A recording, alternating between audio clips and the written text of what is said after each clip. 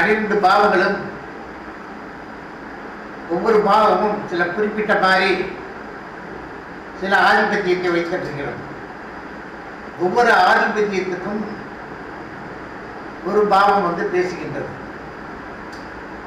அதாவது முதல் பாவம் எடுத்தோம்னால் ஆன்மா, ஒருத்தனுடைய உயிர் இவைகளை பற்றி பேசியும், 2ஆம் பாவம் தனம், கல்வி, குடும்பம் இவைகளை பற்றி பேசியும், 3ஆம் பாவம் சகோதரம், அதேபோல் வந்து தைரியம், வீரியம் இவைகளை பற்றி பேசியும், 4ஆம் பாவம் தாய், கல்வி, வாகனம் இவைகளை பற்றி பேசியும், 5ஆம் பாவம் பூர்வ புண்ணியம், குழந்தைகள், அறிவு இவைகளை பற்றி பேசியும், 6ஆம் பாவம் ரோகத்தையும் வியாதியையும் அதே சமயத்தில் வெற்றியை கொடுக்கக்கூடிய சந்தர்ப்பத்தை பற்றியும் பேசியும், 7ஆம் இடம் மனைவியையும் அதேபோல் புகழையும் மரணத்தை கொடுக்கக்கூடிய இடமாகவும், 8ஆம் இடம் வந்து ஆயுள் ஸ்தானமாகவும் விபத்து ஸ்தானமாகவும் மறைமுக வருமான ஸ்தானமாகவும்,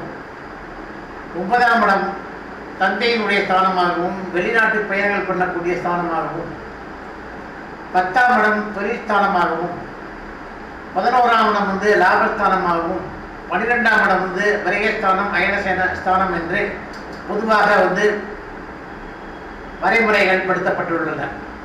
இதில் ஒவ்வொரு பாவங்களும் ஒரு குறிப்பிட்ட காரியங்களை வந்து முக்கியமாக செய்கின்றன. அந்த முக்கியமாக செய்வதை ஒவ்வொரு பாவத்திற்கும் என்னென்ன முக்கியமான காரியங்கள் இருக்கிறது என்பதை இப்பொழுது பார்ப்போம்.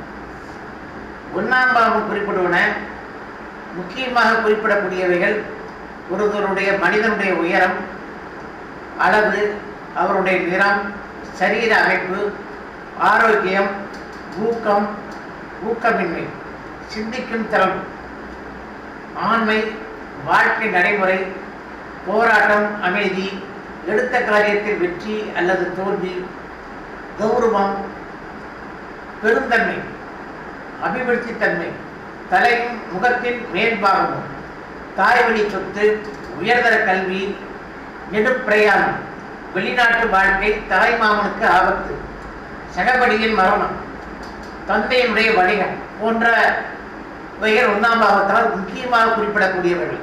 இது தவிர இன்னும் நிறைய காரியங்கள் இருக்கிறது. அது பார்க்க அனுபவத்தில் வந்துவிடும். ஆனால் அதிகமாக உபயோகப்படக்கூடிய காரியங்கள் 1ஆம் பாவத்திற்கு இவை கட்டம். அடுத்து 2ஆம் பாவம். பொருளாதாரத்தை பற்றி அதிகமாக பேசக்கூடிய பாவம் 2ஆம் பாவம்.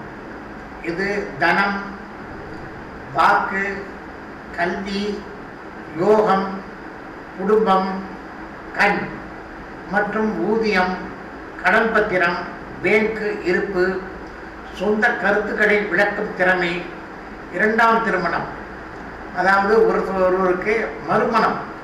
7ஆம் இடம் என்பது முதல் பணம், அது பின்னால் வரும்.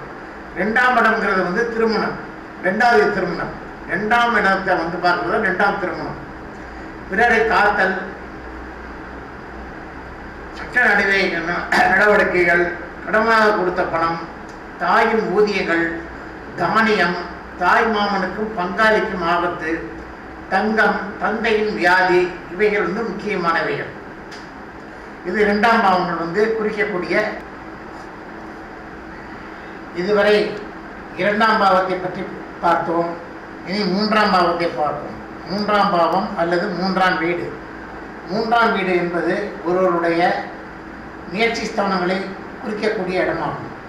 அதேபோல் மனபேதளிப்பு, ஒருத்தருடைய திறமை, ஒருத்தருடைய ஞாபக சக்தி, மனோபலம், கல்வி பயிற்சி, கல்வியில் உள்ள ஒரு பயிற்சிகள், தைரியம், உறுதிப்பாடு, பேராண்மை, பராக்கிரமம், தீரம், இளைய சகோதரன் அல்லது இளைய சகோதரி, உறவினர், அயலார், குறுகிய பயணம், காகிதம், எழுத்து, கணக்கு வகைகள், தபால் தந்தி, தற்காலம் இவைகளை எல்லாம் நாம் வந்து செய்தி தொடர்புகள் என்று சொல்லுகின்றோம்.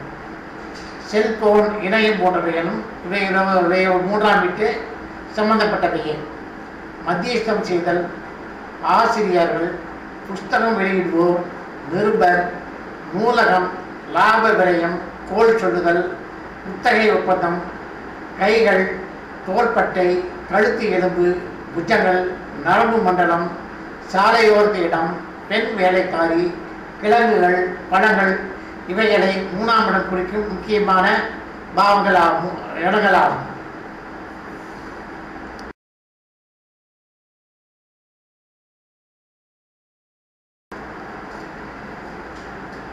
இதுவரைக்கும் 3 பாவங்களை பார்த்திருக்கின்றோம்.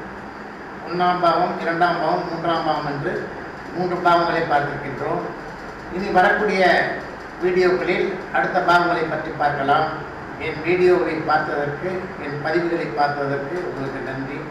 பிடித்திருந்தால் எனக்கு பதில் சொல்லுங்கள். நன்றி, வணக்கம்.